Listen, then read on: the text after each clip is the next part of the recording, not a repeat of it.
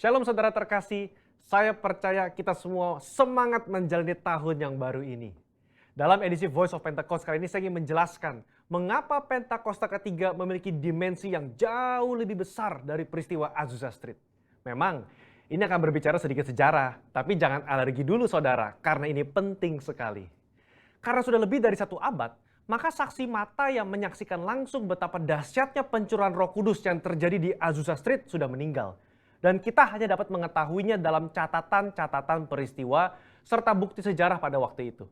Salah satunya yang ditulis dalam buku 100 peristiwa penting dalam sejarah kekristenan. Tercatat bahwa harian Los Angeles Times hari Rabu tanggal 19 April 1906 memberitakan sebuah pertemuan diadakan di sebuah pondok yang hampir rubuh di Azusa Street.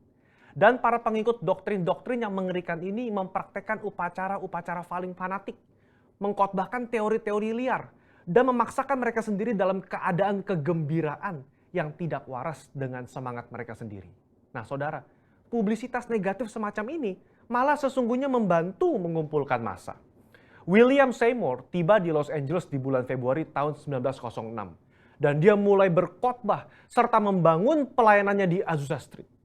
Penantian akan pencurahan Roh Kudus terjawab. Dan pada bulan April, dalam sebuah ibadah, Roh Kudus tercurah dan orang mulai berkata-kata dengan bahasa yang baru. Sebenarnya, pernah ada beberapa orang berbahasa lidah yang muncul dengan tiba-tiba di negara itu dan di Eropa pada tahun-tahun silam. Tetapi Azusa Street merupakan ledakan terbesar.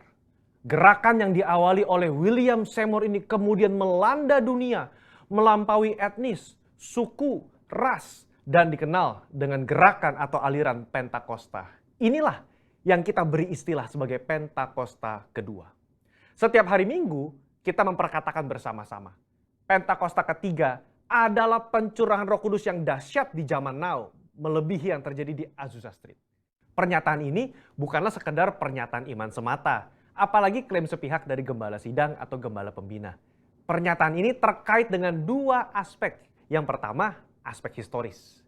Pada tahun 1909, William Seymour pernah tercatat bernubuat, dalam 100 tahun yang akan datang, akan ada kebangunan rohani lain seperti yang terjadi di Azusa, dan kemuliaan Shekinah akan kembali. Dan kegerakan Allah tersebut akan lebih besar dan lebih luas dari yang terjadi di Azusa. Tidak hanya terjadi di satu tempat atau kepada beberapa orang saja, melainkan akan menjangkau seluruh dunia. Dan kegerakan itu tidak akan berakhir, bahkan sampai kedatangan Tuhan. Amin. Haleluya. Dengan menyampaikan secara gamblang dan terbuka nubuatan yang beliau terima, menjadi bukti bahwa pernyataan Pentakosta ketiga lebih dahsyat dari yang terjadi di Azusa Street bukanlah klaim sepihak dari pihak kita, melainkan sudah menjadi janji, rencana, dan kehendak Tuhan. Dalam nubuatan tersebut dinyatakan 3 hal yang membuat Pentakosta ketiga lebih dahsyat dari kegerakan Azusa Street, yaitu dari sisi kuantitas, tidak hanya terjadi di satu tempat atau kepada beberapa orang saja, melainkan di banyak tempat dan kepada banyak orang. Sisi jangkauan, bukan hanya kepada satu kota atau satu negara saja, tetapi ke berbagai negara di berbagai benua di bumi ini. Yang ketiga, sisi rentang waktu. Fokusnya bukan hanya terjadi 1 tahun atau 3 tahun, melainkan tidak berhenti sampai Tuhan Yesus datang kembali. Aspek yang kedua, yaitu aspek teologis atau biblikal. Alkitab kita menyebutkan istilah hujan awal atau yoreh terkait musim menanam dan hujan akhir, malkosh, yang terkait dengan musim menuai, sebagaimana yang kita temukan dalam ayat-ayat berikut ini. Berdasarkan prinsip hujan awal dan hujan akhir, dapat kita pahami bahwa hujan awal pencurahan Roh Kudus mengawali kelahiran gereja. Dan hujan akhir pencurahan Roh Kudus mengawali penuaian jiwa terbesar dan terakhir sebelum kedatangan Tuhan Yesus yang kedua kali. Hujan akhir pencurahan Roh Kudus jauh lebih dahsyat daripada hujan awal. Karena penuaian jiwa-jiwa yang terjadi jauh lebih besar. Bradley Truman Knoll dalam bukunya berkata, konsep hujan akhir memberikan struktur kepada kisah kegerakan Pentakosta kita bahwa akan datang pencurahan Roh Kudus yang dahsyat sebelum kedatangan Tuhan Yesus kali yang kedua. Kita sekarang berada di era di mana hujan akhir itu sedang dicurahkan.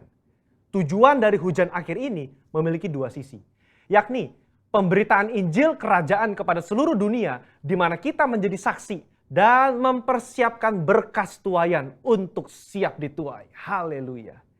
Jika kita memperhatikan aspek historis dan aspek teologis di atas, kita memiliki dasar untuk mengatakan bahwa gerakan Pentakosta ketiga terjadi dalam dimensi yang jauh lebih besar dari Azusa Street.